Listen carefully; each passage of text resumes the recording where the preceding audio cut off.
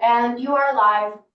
Okay, welcome back to a virtual session of the House Education Committee on March 24th, 2025. Just to say once again, this is discussion purposes only.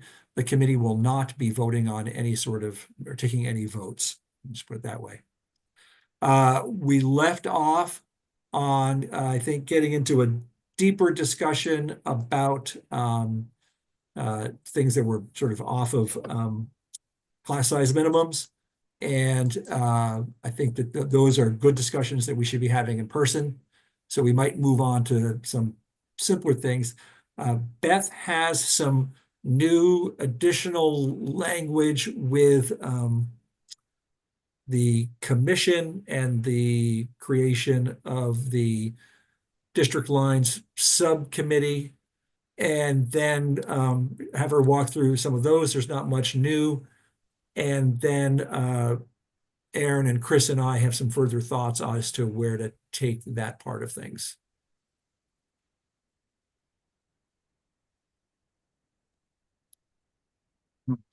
So and the language is up on our website if you want to pull it up. Beth St. James, Office of Legislative Counsel. We're going to jump into, I didn't make any changes to the membership of the committee itself or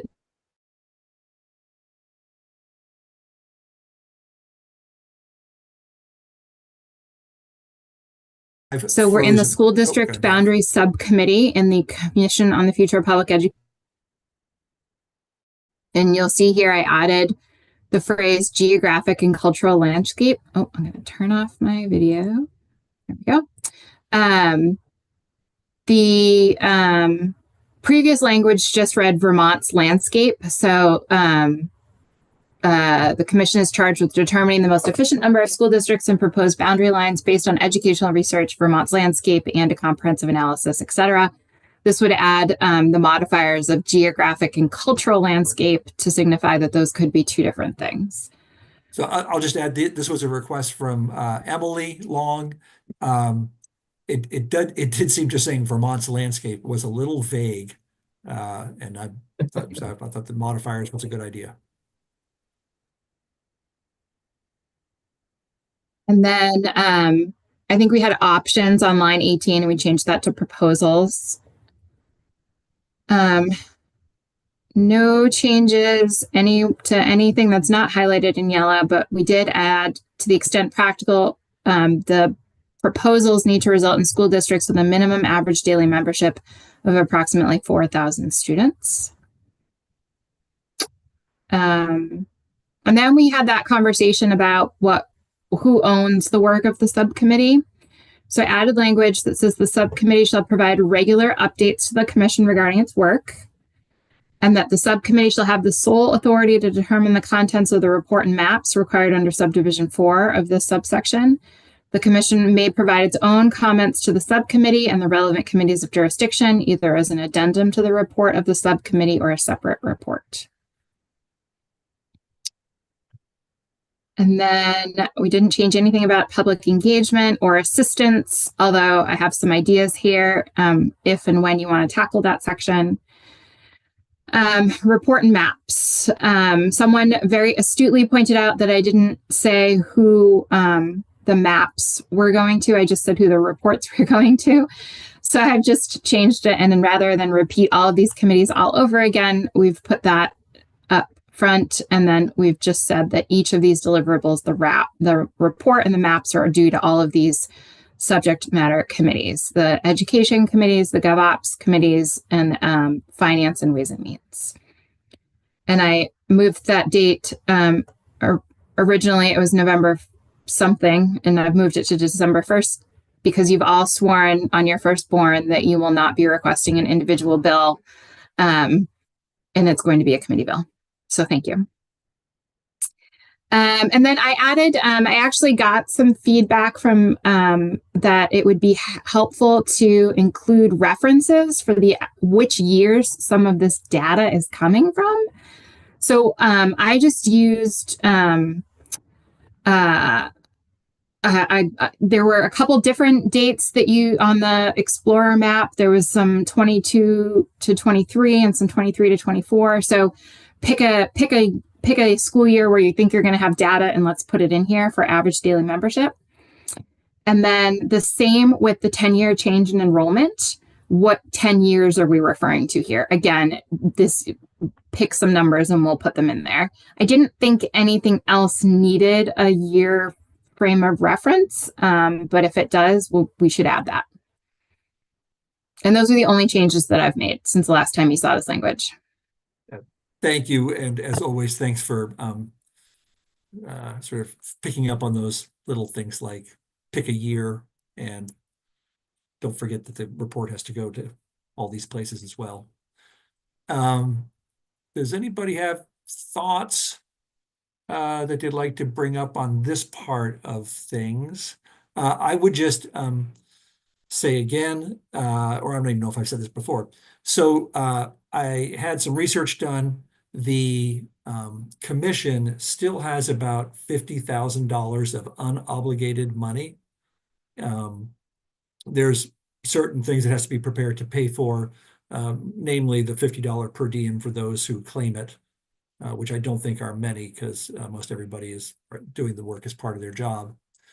And so, but that leaves an appropriation that is still within the commission's jurisdiction that can be used for a subcommittee of the commission.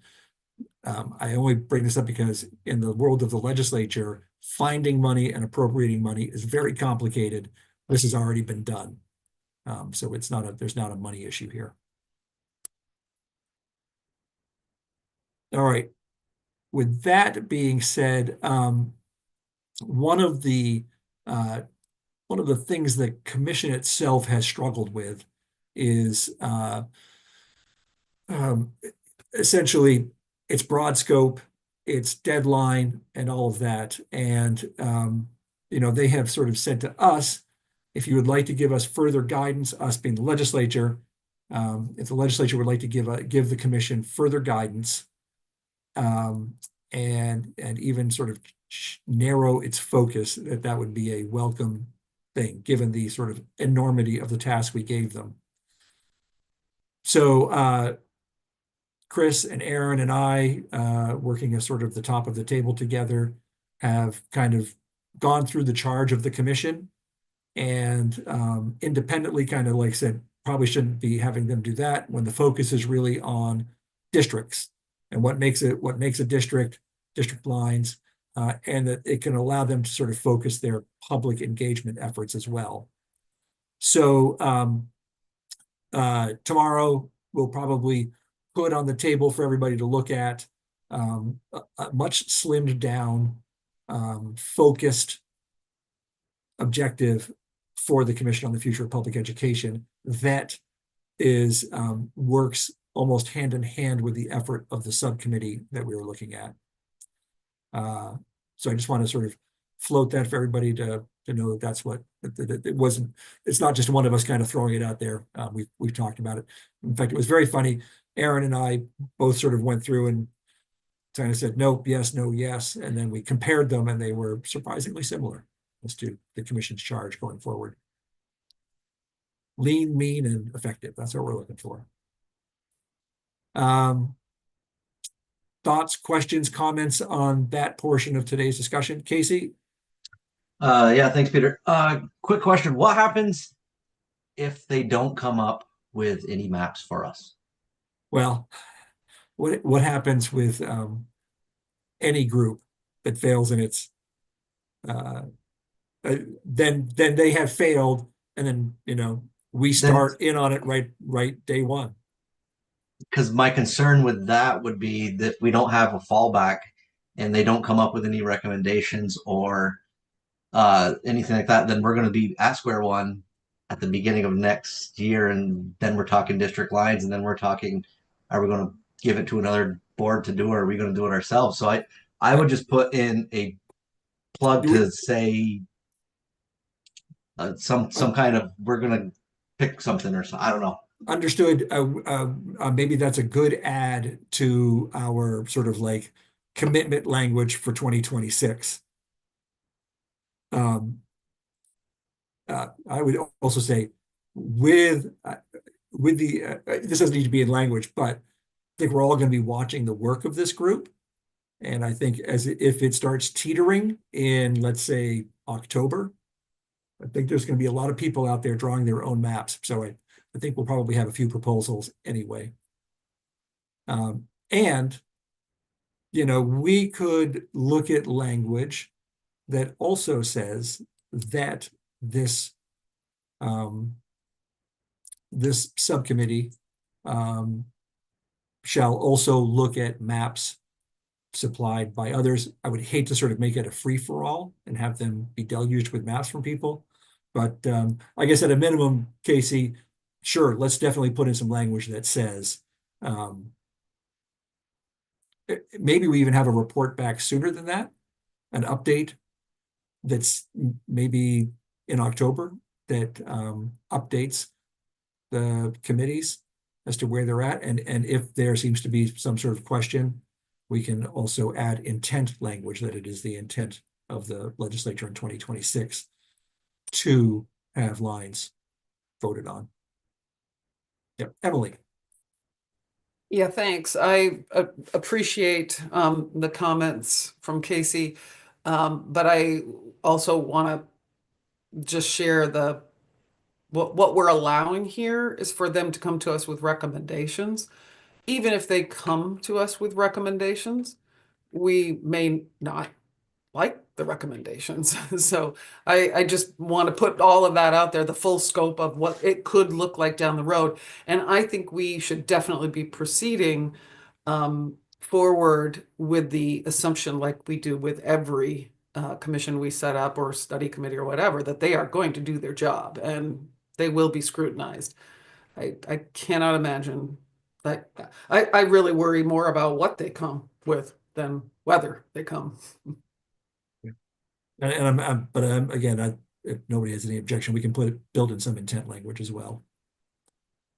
Because you're absolutely right. I think if they come back with a map that has 25 districts, that may not go well with many members of the legislative body.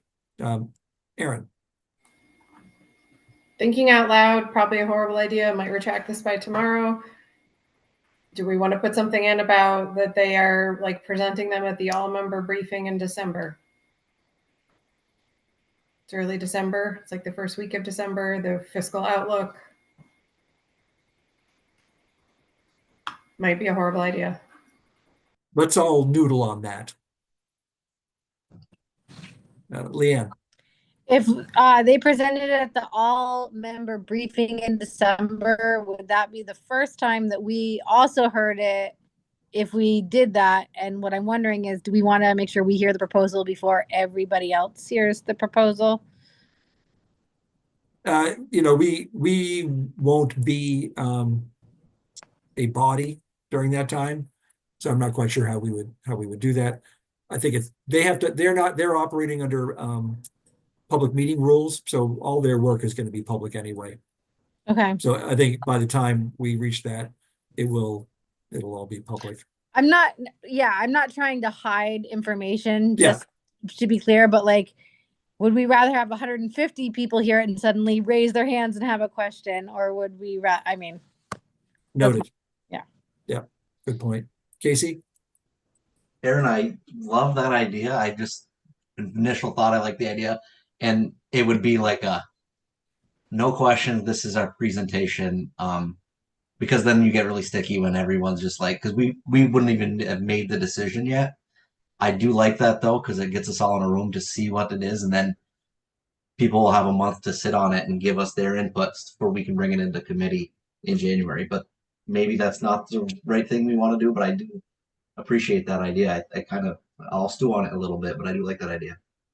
I would hate to lock it in as a law, but maybe something that we strongly encourage behind the scenes as part of that time in December, because I think we have a December 1st deadline anyway on their work.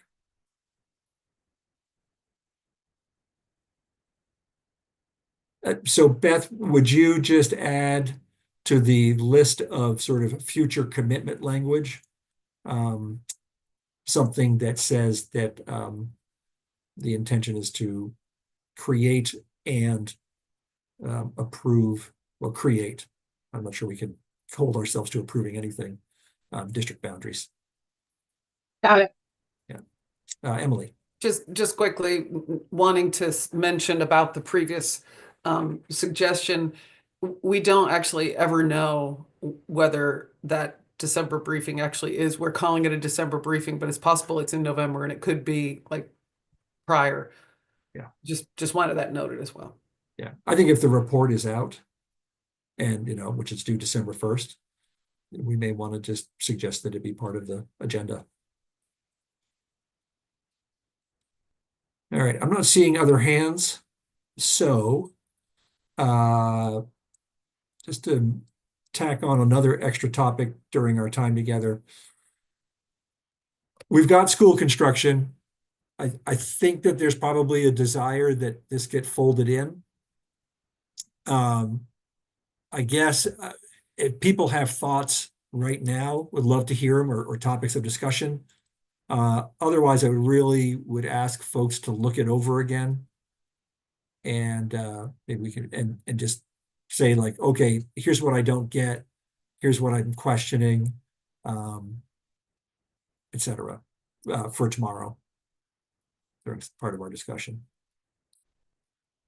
I realize there's no money attached. Couldn't be happier that the AOE is proposing a position directly related to school construction work. Would like to see 3, but anyway, but it would be, I think it'd be good to fold it in so it's there. And if we get hung up on it, it may have to be pulled in something we do next year, but I really rather see it as part of the bigger bill. I want to make sure the Senate doesn't run out of things to do in the second half of the session. All right. I guess with that, I think we'll close. Any questions about the week to come? If not, we'll look forward to seeing everybody tomorrow. We are going to be in the committee room at 10 for as long as we can. I'm sorry if you're going to be sad about missing announcements and introductions, but if we can use up some of that time, well, that'd be great. Aaron,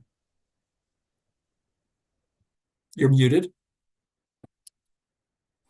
Could we just formally gather and everybody just, raise hands and let me know? I'd love to keep a list of what you think is unresolved in class size, because we're working to really resolve that, put that part of the bill. Again, in the end, you might not agree with it, but our work and discussions on it to bed in the first half of tomorrow so that we can then be dealing with school size and construction and hopefully wrapping up all of the things that fall sort of within scale, maybe even by the end of the day tomorrow at the latest Wednesday morning. So I'd love to make a quick list that we can start with tomorrow of what folks feel like is unresolved right now on class size.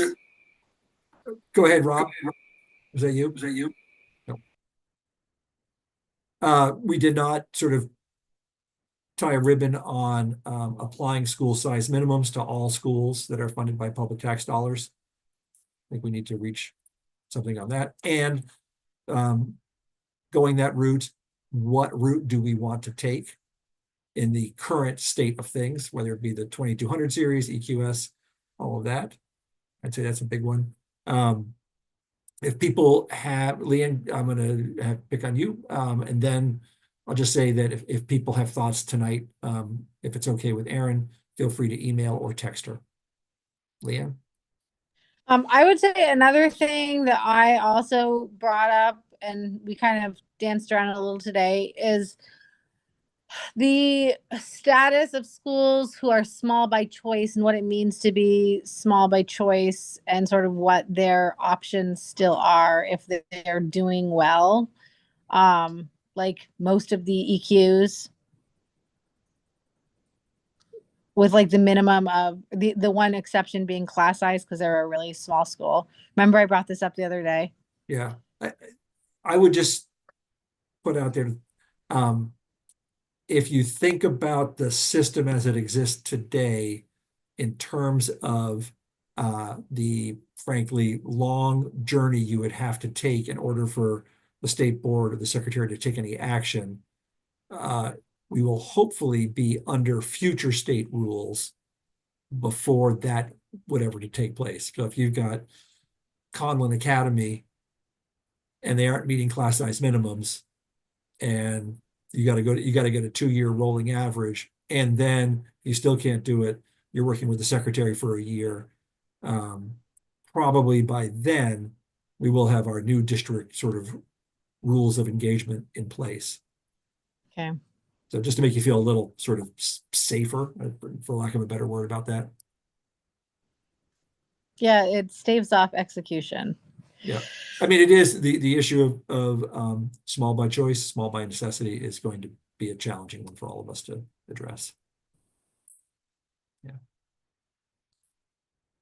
On my screen, Chris, you keep appearing up in the upper left, which seems to be the most important position. Do you have anything else you wanted to add before we close out? No, I don't. No. Okay. All right. Everybody, Okay. thank you very much for taking some time on Monday, and for good discussion, and appreciate everybody's thoughts as we go through that. We'll see you Thanks, tomorrow. Peter. Have a good afternoon, everyone. Annie, thank you Bye. for being there and hosting. See you tomorrow.